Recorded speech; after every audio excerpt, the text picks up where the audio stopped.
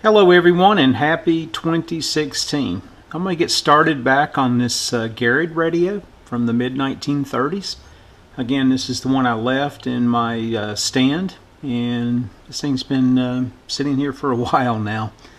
So it's time to get started on it, and hopefully over the next month or so we'll get wrapped up and I can move on to my Zeniths here for the remainder of the winter. But anyway, I'm going to tackle some of these most difficult paper capacitor replacements, and I'm going to start down in this area. And doing so, I'm going to move these coils, and on the back side of this, which you can't see, and I'll do some picture-in-picture, this is a trimmer network here for, I think, the long wave band of the radio. So I'll just kind of remove actually these two screws and probably just unsolder this particular capacitor here, and I should be able to swing this over, and hopefully that'll give me visibility down here to this paper cap. So kind of move this around, and I've got one resistor tucked away down in here as well that's showing up on camera right here. So we'll tackle that as well and just make sure it's in tolerance. If not, we'll get it replaced when we're down in that area. And I'll probably go ahead and clean that band switch as well. See if I can get this out now. Okay, there we go. Alright, let me get these two screws or two fasteners here out of the side and see if that gives me enough flexibility now to get this assembly trimmers and coils here for that long wave part of the band off to the right, and allows ingress back down here to that paper cap. Okay, I've got these two fasteners out of the way now. We'll see if this allows enough flexibility here to get back in this area.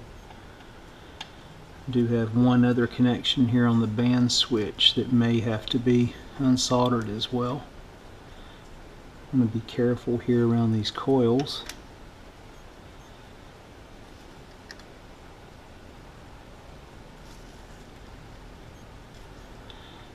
Yeah, I think I can work around that. Still tight, but I'll probably just use the coil method down in here now for this resistor, if it's bad, as well as this paper cap.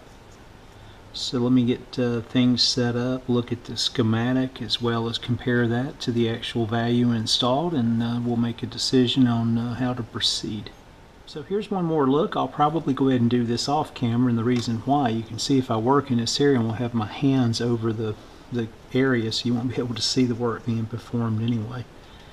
But I'm going to start here again with this cap and get it out, and I'm going to look real close. I'm going to do my best to desolder everything from the terminal strip itself and not do the coil method, but it's so tight in there I'm not sure if I'll be successful or not in that area.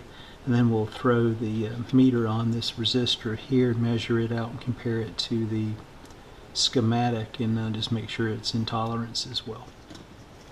Okay, real quick too, I'm checking this resistor right here.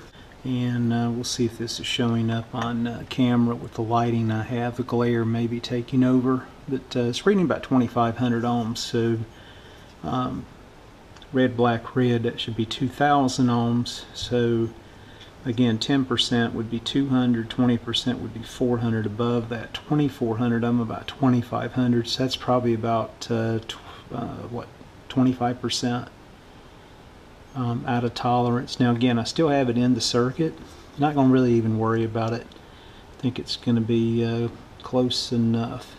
So anyway, let me again get these leads down here dressed up and cleaned up, and complete the coil method and get this 0.02 microfarad capacitor back in place. Okay, I might be able to show some of this on camera. I'm not certain.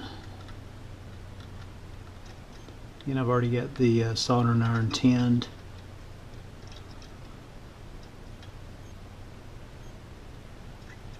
There we go. I just want to hit this one back here one more time, and I may be blocking the view, and I probably am. See if I can do it here without blocking the view.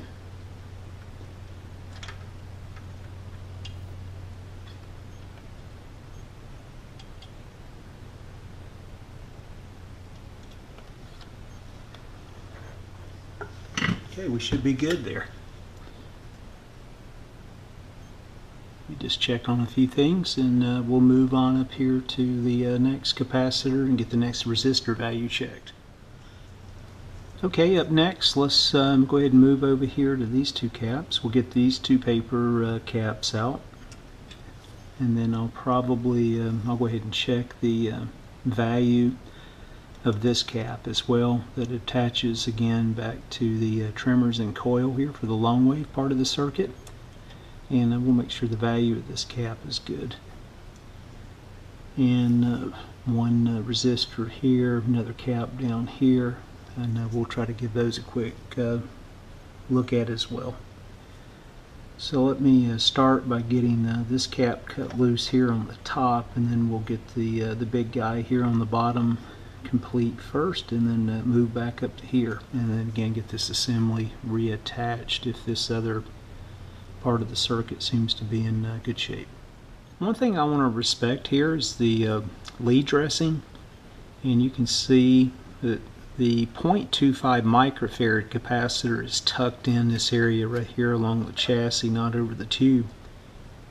So I'll be able to use the coil method, and I think I can tuck this insulation back over that point where I don't have to worry about connectivity back to another component. So let me look at doing that. The other side, of course, goes to ground. So let me work that off camera, get that in place. We'll get that tucked in, and then the secondary capacitor that was running piggyback on top of that's a 0.1 microfarad capacitor. We'll get that replaced as well. Okay, again, before we move on to that 0.1 microfarad capacitor here that was riding piggyback on top of the 0.25 microfarad capacitor, you can see I was able to respect the lead dressing by using the existing lead. I used the coil method. I pushed back the protective tubing there, and actually have the coil method here in this area, and then back to this connection point. And again, I've got the cap kind of placed back where the original capacitor was.